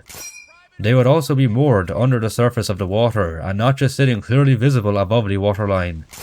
If this was not dumb enough, we then have to shoot the mines with a MG to blow them up. Unless we are somehow always directly hitting their detonators, then this would just not happen. When our vessel hits the mines, they produce 2 small explosions and somehow do not wreck our small landing craft. The depiction of Gela is ridiculously wrong. It was in fact a little city with a sand beach and some rolling dunes defended by small stone pillboxes and trench systems. In the game, we see a way too steep and rocky coast defended by far too extensive bunkers, Czech hedgehogs, and searchlights. The pre-dawn of July 10, 1943 saw the moon in the first quarter phase rather than the full moon we see in-game. Our compass shows us heading in a westerly direction to the shore, when in fact we should be going to the northeast. When did we change from a rifleman to a machine gunner? In infantry platoons, the machine gun would be carried and manned by a dedicated squad in the heavy weapons platoon. It was not given to a random soldier in the rifle platoons. The M1919 is the only machine gun in the game that actually has rounds feeding into it. Even if we shoot off all the ammo, the visible part of the belt is shown still being full, and just magically disappears when we perform a reload. The third-person model of this M1919A6 is a post-World War II version with a Korean War-era conical flash hider that for some reason has vent holes in it. The Italian forces stationed in and around Gela were of the 429th Coastal Battalion. Such rearguard units were less well equipped with older uniforms including the M37 and Adrian helmet, as well as outdated firearms such as the Fucile Mod 91 rifle. Instead of correctly depicting this, the game just continues to present the same khaki cotton M40 uniform wearing Italians we saw in North Africa. The only difference now is that they lack the gas mask bags and have M33 helmets instead of pit helmets. We can also pick up the far too prevalent Beretta SMG here, giving us a better view at it. Despite being called the Beretta M1938A endgame, it is actually a strange hybrid of the Beretta Model 3842 and the anachronistic Model 3844. It has the 3842's recoil spring extension at the back of the receiver and the 3844's unfluted barrel. The Breda Modelo 37 machine gun uses an American M3 tripod that would not be compatible in real life. This is what an actual Breda 37 tripod looks like. The front sight of the Italian MGs seem to disappear when we aim with them. The Italians are seen using German 8cm Grenadier 442 motors instead of their own ones like the 8114 Model 35. We come across red fuel barrels that in true video game illogicality blow up upon being fired at. In reality, this would just make a bullet hole and cause the fuel to leak. Get your butt over to Fox Green and tell them we've established a beachhead here! Fox Green? Seriously? Lad, this isn't Omaha Beach. There was no Fox Green sector at Gela Beach. The 1st Division sectors were simply called Yellow, Blue, Red 2 and Green 2. Ah yes, large open and unmanned embrasures all over fortified bunkers. I am sure that will not lead to... Put a grenade through that window! Yeah, that. You still have that Comp B? Make us a door, would you? These are dynamite sticks, not Comp B. Even if it was a block of Comp B, it would absolutely not be enough to blast such a large hole in a concrete bunker wall. Fortifications like this were specifically built to withstand such punishments. In a confined space like this, all this explosive would do would be blowing all of us inside to smithereens. Brooklyn! Pop some smoke! The so-called smoke grenade thrown here is actually just a Mark II frag. Despite this, it somehow produces smoke after exploding. Good work! Rangers should have the west!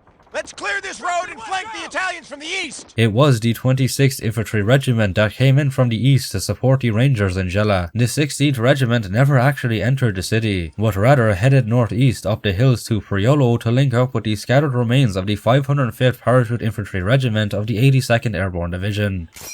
American Wacko gliders are seen landing in Gela. This is complete nonsense. D-Day of Operation Husky only saw the British make a glider assault around the city of Syracuse. The bonus materials claims the Wacko glider could carry, quote, 7,000 pounds of equipment, end quote. This is about the total weight of a fully loaded Wacko glider including the glider itself. It could only hold a maximum equipment payload of around 4,000 pounds.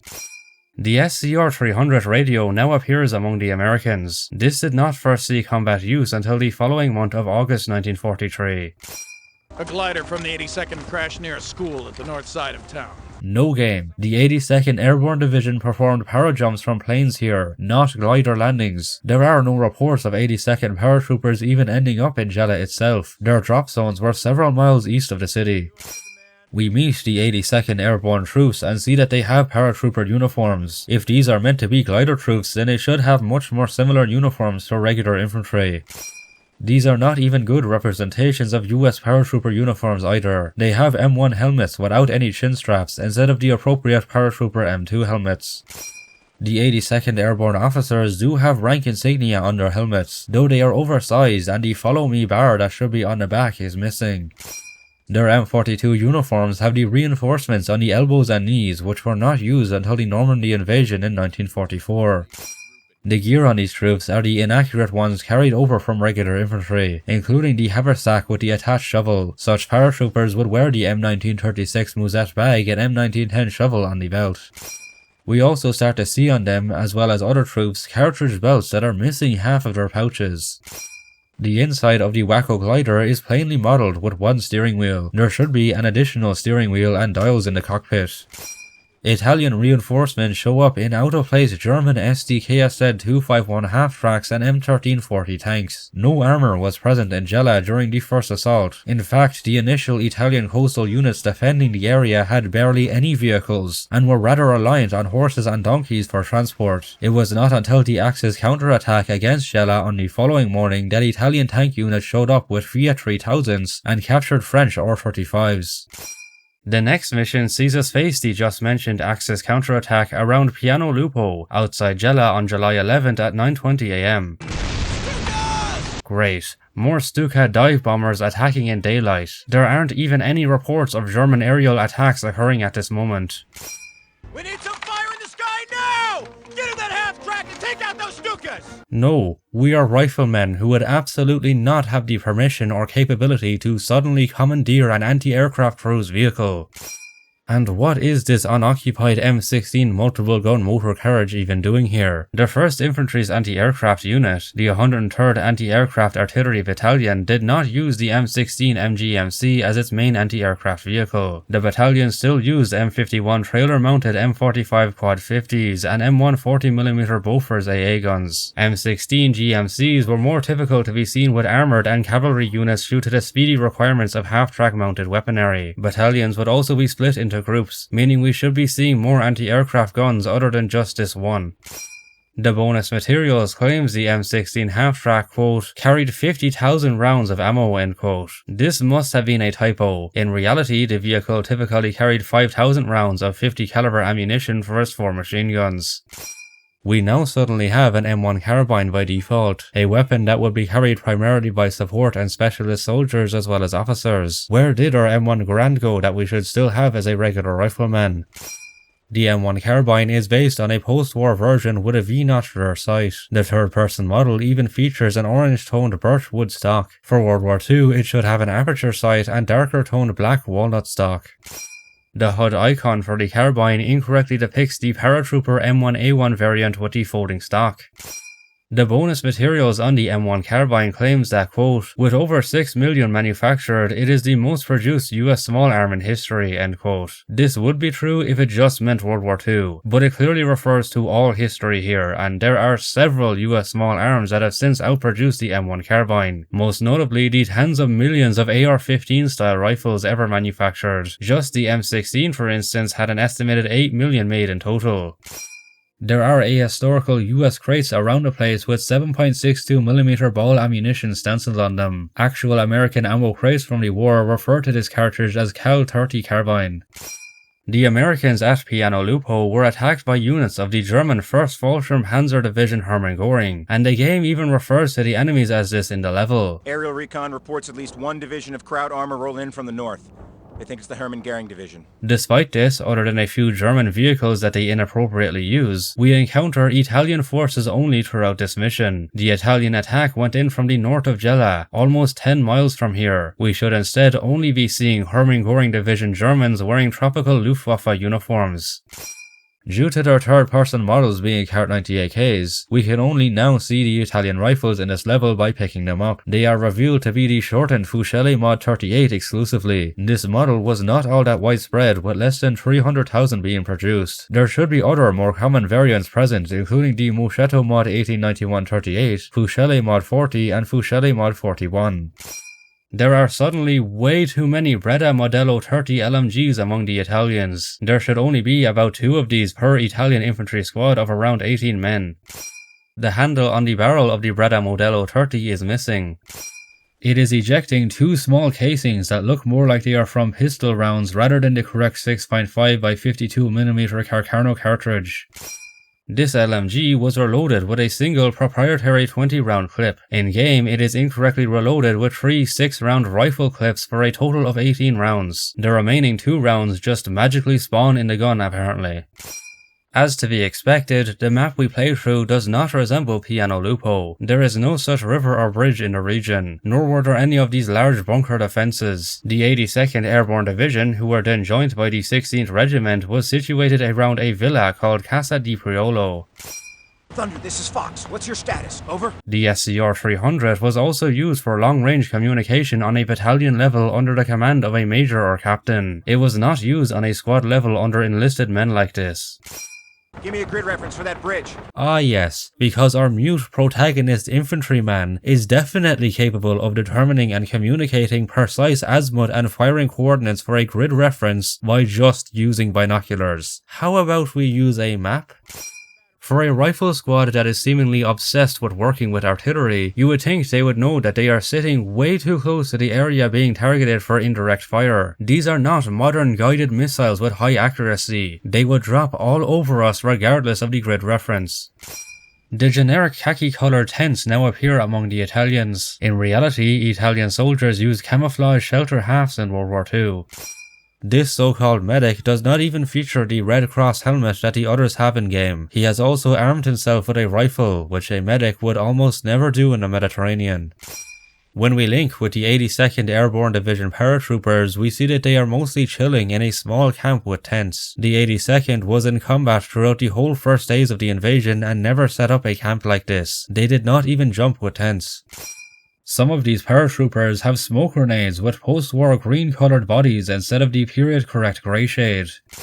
Our enlisted men present this captain with very careless Hollywood-style quick up-and-down action salutes. The enlisted man or lesser grade officer is supposed to hold his salute until returned. Everyone learns that in basic training. The carbines we see among the airborne here are regular M1s instead of the proper paratrooper M1A1 variant. We also see them having some M2 helmets featuring the Ace of Spades icon for the 506th Parachute Infantry Regiment of the 101st Airborne Division. This unit did not fight in the Mediterranean. These tanks are moving north back to the Axis lines, instead of towards Gela in the south like they actually did. Radio's broken, sir. It got pretty banged up in the explosion. How about that radio over there? Oh, I think so. An enemy radio would not be able to transmit to American ones. They would be operating on different frequencies. Get up there and spot targets for Mangan. Go! Here we go again with our character being impossibly proficient in directing far too accurate bombardments. This case is even more egregious since it is supposed to be coming from the Navy. The cruisers need firing coordinates! Right, the Boise and a couple other ships are in range. Let's light them up! Shells fired from warships produce far more devastating explosions than what we see in-game. Looks like Goering's boys are on the run. The Goring Division attack was not beaten back at Piano Lupo. The attack here on the 11th of July was made by 2 German panzer battalions. The Americans only had a small amount of bazookas and anti-tank guns and were forced to pull back. The German tanks advanced further towards Gela before being stopped by the 18th Regiment as well as Navy and artillery bombardments there. The following level places us in the Sicilian town of Troina on August 5th, 1943. On this date, the Americans had not been able to reach Troina yet and were still fighting in the hilly countryside outside the town.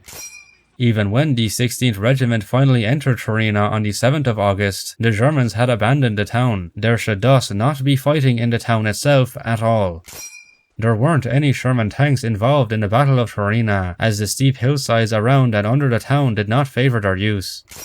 We get our first view of P-47 Thunderbolt fighters that appear in a number of the levels. Throughout the game, they feature the tactical markings and checkerboard engine cowling of the 78th Fighter Group, which was stationed at Duxford Airfield in England since April of 1943. Even when they did start fighting in mainland Europe in 1944 and 45, they were in the process of swapping out their P-47s for P-51 Mustangs, and mostly performed bomber protection and fighter sweeps rather than the close air support missions they are seen doing in-game. The P-47s carry fuel tanks at all times. These were designed to be dropped upon entering combat to remove the extra mass and minimize the risk of igniting the fuel from ground fire. The depiction of Troina in this level is another generic made-up representation that does not exactly match with the layout and terrain of the actual town. The game makes a point of the nearby Mount Etna erupting in the distance. I've had my fill of ash from that damn volcano. Although troops did report ash being on the ground around Troina, this was likely from past volcanic activity. Historical photos taken in early August of 1943 show that the volcano did not have such an ash column spewing from it. I find this inaccuracy particularly egregious since the devs kept bragging about it in the behind the scenes featurettes. One of the cool things about Big Red 1 are the details, the small details that people might not notice. When we were doing the initial design for this level, we were looking through pictures and we got the city of Troina and we're setting maps up, and one of us goes, what the heck is that? And there, I think it looks like a live volcano. Sure enough, a little research, there was a live volcano that was going off. So quick trip to the art department. Now in that level, we've got this big volcano in the distance going off. What pictures and research were you going through? That of the Mount Vesuvius eruption in 1944? It seems the devs were not using correct maps either, as the compass directions again do not match with reality. It indicates that we advance on Troina in a westerly direction, with Mount Etna being to the north. In reality, the Americans approached Troina in an easterly direction, while Mount Etna was further to the east beyond it. The MG34 is reloaded very wrongly by our character removing the Gertrammel 34 and then clearly reattaching that same spent one back on. The Gertrammel 34 was not even an actual drum magazine, but rather a container for a belt. Using it requires the top cover of the MG to be opened and the belt to be correctly positioned. The Gertrammel 34 is also shown containing 75 rounds when it actually could only hold up to 50. The Troina area was defended by the 15th Panzergrenadier Division, who did not have any 88mm flak guns. It would also be very difficult and illogical to put up a flak gun inside a tiny room of a church like this just to hold down one single street. Next up, we spearhead the invasion of Normandy, France at 6 AM of June 6, 1944. The division sails back to the British Isles that October and begins training for what would become one of the most decisive conflicts of the war. The 1st Infantry Division arrived in England to prepare for Operation Overlord on November 5, 1943, not in October. The US soldiers have gained Navy life vests and M7 gas mask bags, but lack many of the other typical invasion accessories of D-Day, such as Pilmofilm bags for their weapons, gas detection brazzards on their shoulders, packboards and assault vests. They should also have camouflage scrim laced through helmet nets since they are a part of the first wave. Our troops are on an LCI landing craft. These were not used during the first wave. Our unit in the game, Fox Company of the 16th Regiment, was transported in LCVPs. The LCI model is based on the second version of the LCI-L, with the cylindrical wheelhouse and added Oerlikon cupolas. However, the flanking 20mm Oerlikons are absent, so our characters can have a place to stand, which is interesting since the LCIs in the background do have their Oerlikon guns in the cupolas. The Oerlikon model is also much too low. It should be eye level with the gunner. The game's incorrect depiction of the LCIs gets even more convoluted when Kelly asks, "Why aren't we in those Higgins boats?" If he's in a unit that was assigned to an LCI instead of an LCVP, he would have known the reason why back in England. Hawk's answer to this question he would already know the answer to is, "Because it's our job to make sure those boys get to the beach alive, Private Kelly." What does that mean? LCIs were just large landing craft and very vulnerable, as proven by several LCIs that were destroyed in real life by German AT guns in subsequent waves. They were not flotilla escorts, nor battleships to lay down cover for smaller crafts. Also, why on earth would this job be given to army infantrymen? The bridge we are operating from, as well as the Oerlikon guns, would instead be manned by US Navy sailors. Suddenly we get bombarded by German artillery and several ships get blown up. This didn't happen. During the first wave, the Germans waited for the landing craft to reach shore, and often waited for all men to get ashore before they opened fire. This was because they had the beach zeroed with their weapons, but not the water further out. Take these! Direct the mortar fire! Take out those bunkers on the cliff face! What motors? You mean to tell me that the devs thought motors were put on ships that are bobbing and weaving on waves? Good luck hitting any targets like that. We see no other ships other than LCIs and LCVPs, neither of which were equipped with long-range cannons, let alone motors. Our protagonist rifleman again somehow uses just binoculars to non-verbally mark out enemy targets as if he has Navy rangekeeper training. The so-called motor fire lands with extreme accuracy. Direct hit! In stark contrast to this, the actual Navy bombardments against the German defences of Omaha Beach infamously missed nearly all their targets. Said Navy bombardments also happened long before the infantry waded ashore, not right before. The German bunkers in this level are apparently made of styrofoam, as we see them getting devastated by this motor fire. The same can be said for the bunkers we later atomize with a Flak 88. This would not happen, regardless of if there was ammo stored inside them. Several German bunkers on Omaha Beach that held ordnance for their guns had charges and 75mm tank rounds blow up inside them, and none of those bunkers exploded into smithereens like the game's ones. We can see German anti-aircraft guns firing in the sky. Allied bombers did fly over Omaha just before the first landings, but they did not get engaged by any AA fire in the area. The compass is once again incorrect. The beach in front of us is shown to be in the east, when we should in fact be heading southerly to land here. Two kinds of people are staying on this beach. The dead and those who are going to die. Now get moving! This quote is famously attributed to Colonel George Taylor of the 16th Regiment. This game makes it seem as though he calls it out during the first wave. However, he didn't land until 40 minutes later, and it took him a while after that to start walking about rallying his men while calling out this line in various different ways.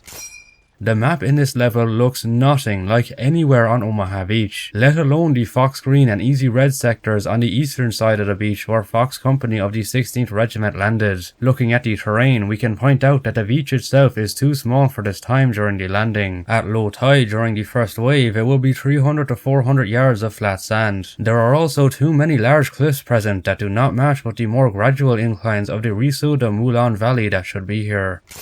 Having seemingly been inspired by the Siegfried Line, the devs put Dragon Teeth anti-tank obstacles on the beach. These were not present here in reality. The obstacles are also placed rather randomly all over the place in game, when they were actually put in more organized rows.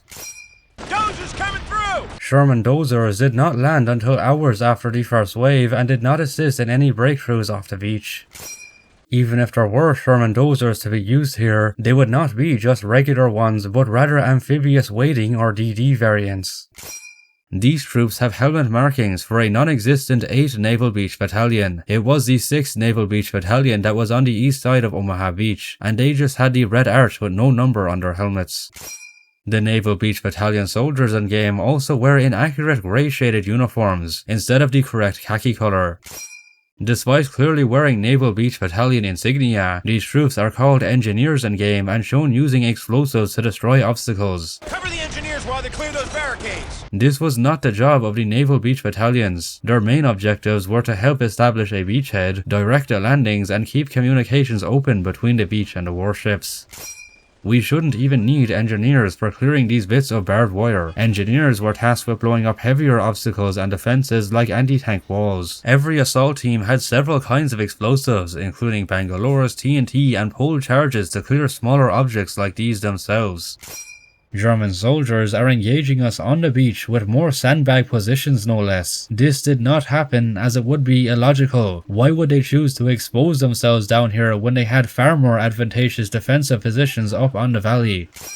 We begin to encounter what are most probably meant to be Waffen-SS soldiers. They are shown fighting side by side with Wehrmacht troops. These were two entirely different branches of the German military and would not operate in such an integrated fashion. There were also no SS forces even anywhere near Omaha Beach at this time. The area was actually defended by solely Heer units of the 352nd and 716th Infantry Divisions. The SS soldiers wear the M42 and M43 conglomerate uniforms with what appears to be the plane tree camouflage of smocks. This was very likely a poor attempt at recreating the Waffen-SS .44 uniform. The silver belt buckles have been changed to gold on these SS men for some reason, making them look more like the Kriegsmarine ones. Many of the soldiers also wear what looks like a bad representation of the splinter camo on winter reversible parkas and pants. These, along with the gloves on them, would obviously not be worn in summer. There are now far too many STG-44s among the enemies. German doctrine only handed the STG-44 out in limited amounts to assault troops on the front line, not in the insanely high amounts seen in game, and definitely not to rearguard units. A similar point can also be said for the many MG42s we encounter in this level. State-of-the-art weaponry like this tended to go to the main lines in the Eastern Front and Mediterranean rather than somewhere like the Atlantic Wall. There would instead be a lot more older German as well as captured French, Polish, Russian or Czech weapons among the static units here.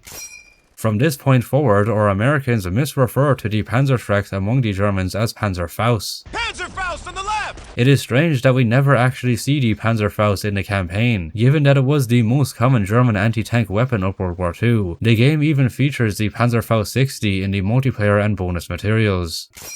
The bonus materials claims the Panzerfaust 60 uses, quote, 44mm caliber anti-tank rockets, end quote. This is referring to the Panzerfaust 44 from the 1960s. The Panzerfaust 60 from World War II did not fire a rocket, but rather a hollow charge grenade with a diameter of 149mm. Having seemingly also confused it with the earlier Faust Patrona, the bonus materials understates the launcher to have a, quote, 35-yard effective range, end quote. The Panzerfaust 60 has a practical range of 66 yards, almost twice that. The game shows the German defences more inland to consist of a ridiculously extensive fortified bunker system, fit with intricate reinforced trenches, winding concrete corridors and watchtowers. The men of F Company actually faced the 61st and 62nd Widerstandsnester or resistance nests. These consisted of much smaller, scattered and simple casements, tobrukes, pillboxes, anti-tank ditches and foxholes. Move towards the radio tower! We gotta take it out! There were no radio towers at Omaha Beach. Communication went through underground telephone wires. The radio tower in the game is also pathetically under-equipped. The only radios we see inside are a couple Turnister Empfänger B receivers that are not even properly set up with additional parts, like the storage unit for the battery, cables and spare parts. As aforementioned, propaganda posters make no sense to appear in military bases, but this one in particular is extra egregious. Its design is not actually from a poster, but rather a double-sided leaflet that the Germans dropped on Allied positions in an attempt to demoralize them. This map we find in one of the German bunkers is a British top-secret one issued less than 2 months before D-Day. The maps the Germans use for this area look like this. In addition to all this, we start to come across a bunch of Hakenkreuz banners among the enemy positions. Where does the game think we are at? A Nuremberg rally?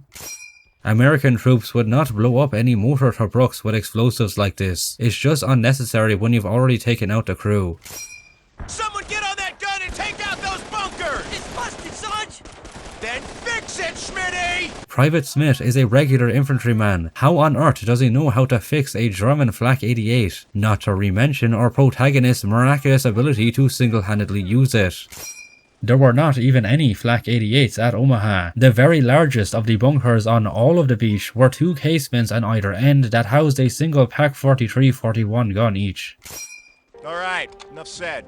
Gather up some ammo, get some rest. It was not until around noon that Company F exited the beach around 500 yards west in the Easy Red sector. They climbed up a slope and proceeded to spend the afternoon clearing the German resistance nests. The game has us early in the morning exiting the beach immediately in front of the landing area and completely clearing the place in a matter of minutes. We are brought back to the Battle of the Mons Pocket on September 2nd, 1944. The game telling us that we are at the city of Mons itself in Belgium on this date is incorrect. As mentioned earlier in the prologue section set in Maubeuge, the 16th Regiment did not consolidate at Mons until September 4th. On September 2nd, they were still in France, heading from Laon to Guise.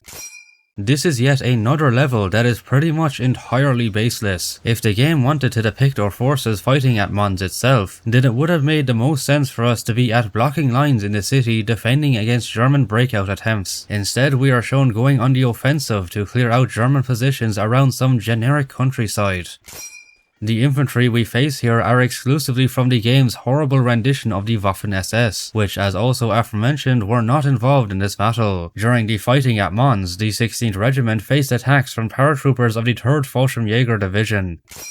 Like in the prologue, the level of combat we face from the Germans in this mission is exaggerated, with them being depicted accompanied by many aircraft and tanks, hardly any of which they actually had in the Mons Pocket. Remember, all the German divisions retreating here were infantry or Fallschirmjäger ones and were only supported by armoured fighting vehicles and artillery. There may have been some straggling armour, but they would not be put into combat as the Germans wanted to preserve their tanks for later battles. Hawkins claims the enemy aircraft are patrols coming from Mons. Look out! We got company! Stukas! Where are they? Patrols from Mons. Keep your eyes open. This makes no sense. The 3rd Armoured Division liberated Mons on the morning of September 3rd, the day before the 16th Regiment reached the area. It appears we're not the only ones having a bad day. The Flyboys also missed a couple of 88s on the ridge not far from here. And they're raining hell down on the assault force.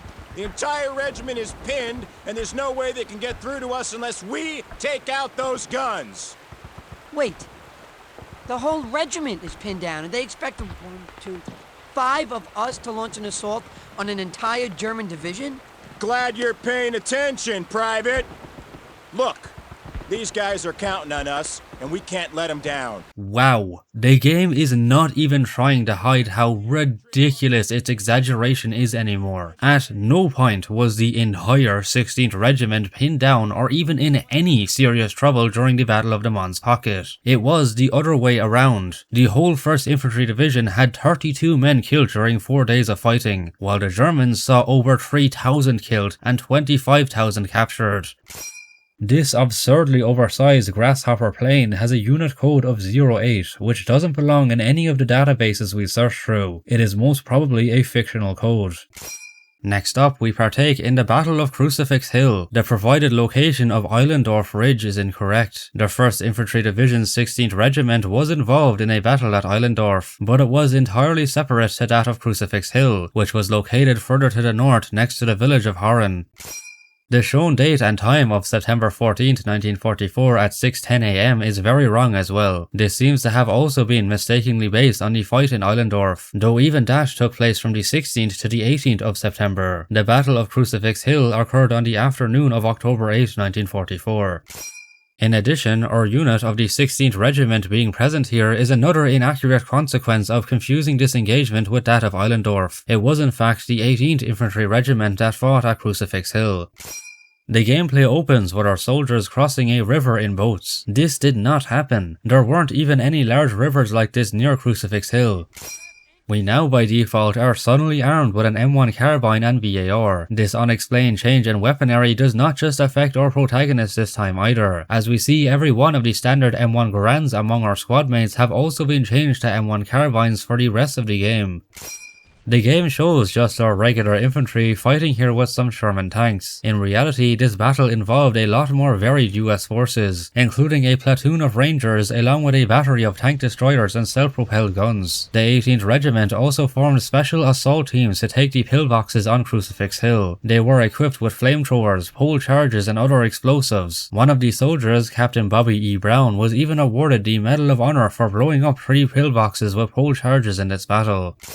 Once again, we see an inaccurate mess of Heer and SS troops fighting side by side. The German force defending this hill during the battle were elements of the 246th Volksgrenadier Division. No Waffen-SS were in the vicinity.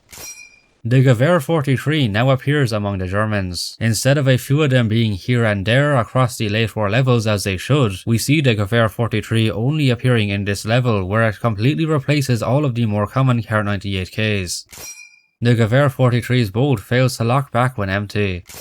This rifle was both capable of magazine and clip feeding. However, during later years of the war, magazines got rarer and rarer. As a result, they opted for 5-round clips. Although magazines did still get used, it should be 2 mags and 2 to 5 clips per soldier instead of just only using mags like we do in game.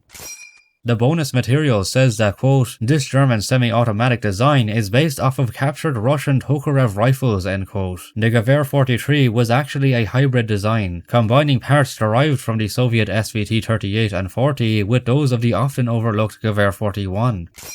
The map in this level barely resembles Crucifix Hil. Other than the out-of-place river, there should not be such extensive concrete bunkers here, but rather smaller pillboxes. The giant crucifix that the hill was named after looks much different to the real cross that stood on the summit. It also remains intact throughout the level, even though the actual cross was destroyed in the battle by either shellfire or American infantrymen who thought the Germans were using it as an observation post. There were no flak-fearing 38s or naval Werfers on this hill, only German mortars were reported. The naval Werfers are set up in confined dug-in positions with their crews standing right by them. In reality, naval Werfers were to be placed in more open batteries and fired remotely using a wire, since the backblast would incinerate anything close by. Well, I heard Delaney talking to General Gordon about a big offensive at the Siegfried Line. I think they're sending us in first. My lad, we are right in the middle of the offensive on the Siegfried Line. Crucifix Hil and the larger city of Aachen were a part of the defensive line, and this was a direct assault on it. We are now brought to the Battle of the Bulge, where we are stated to be near Buchholz, Germany on the morning of January 19th, 1945. This is way off. There are several places in German-speaking regions of Europe with the name Buchholz, but our unit should not be at any of them. In fact, we shouldn't be in Germany at all. On the date of this mission, the 16th Regiment made an assault on the village of Schappen, which is located in the Ardennes region of Belgium. After action reports described January 19, 1945 as having, quote, the worst weather encountered, end quote. They were fighting in a blizzard. It might be snowing in this mission, but it's not nearly as bad as was described. The lack of heavier clothing in the earlier winter levels of North Africa was already quite noticeable, but now in the bitterly cold temperatures of the Bulge battle it is extremely obvious. There should definitely be winter clothing like melt-on overcoats on these troops. Historical photos from this time also show a lot of them wearing white camouflage sheets and snowsuits.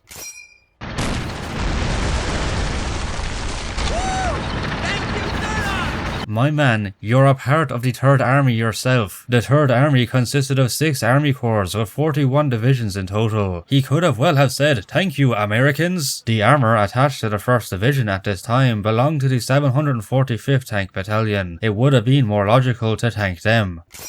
This map is another baseless one. The village we fight through does not match with the layout of Schappen, and the level culminating with us capturing a train station makes no sense considering there was no train station at Schappen.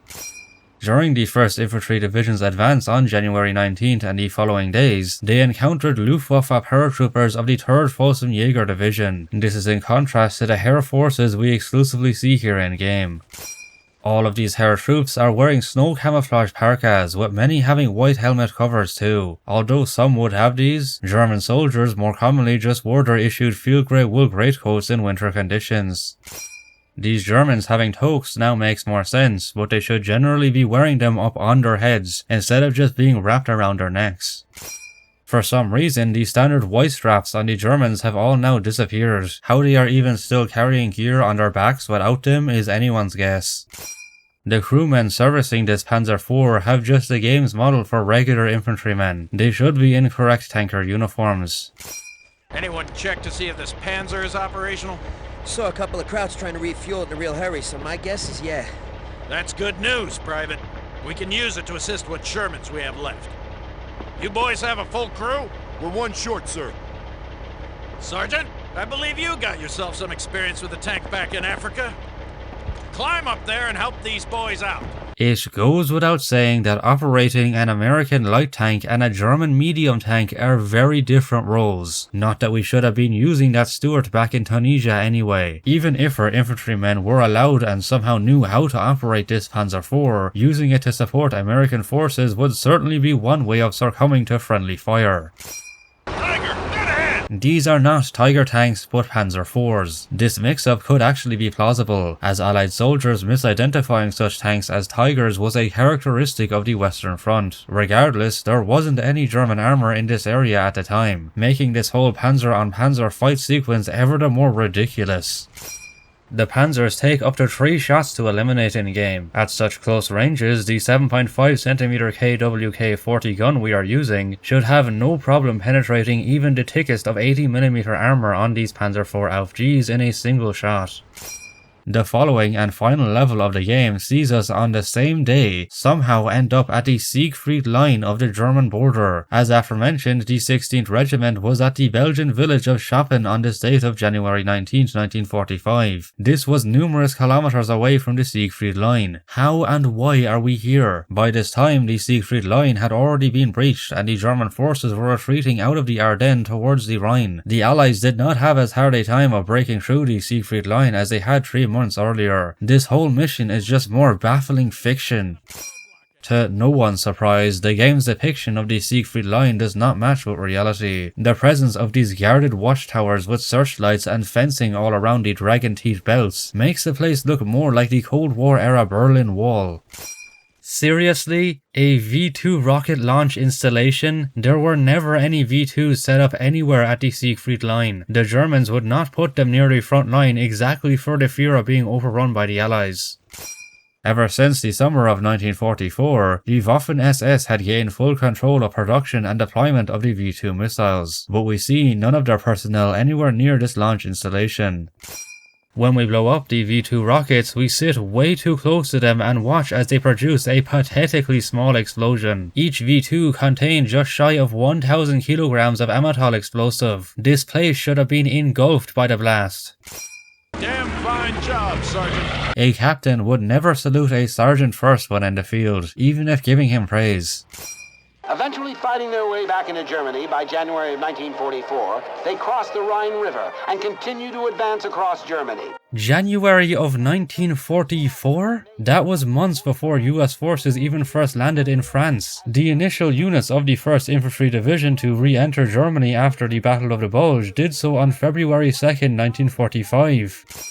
With that, we are left with a total of over 430 historical inaccuracies. Thank you to War Thunder for sponsoring this video. Don't forget to play it now for free using the exclusive links below for all new and returning players who haven't played in 6 months, to receive a massive exclusive pack on PC and consoles available for a limited time only. For more, click on this video covering the game's successor, Call of Duty 3. My appreciation to fellow researchers Michael Ackerman, K9, Davidson, Hempy, and Fariza for their aid in making this video possible. Of course, thank you for watching. This has been the Frosty One, out.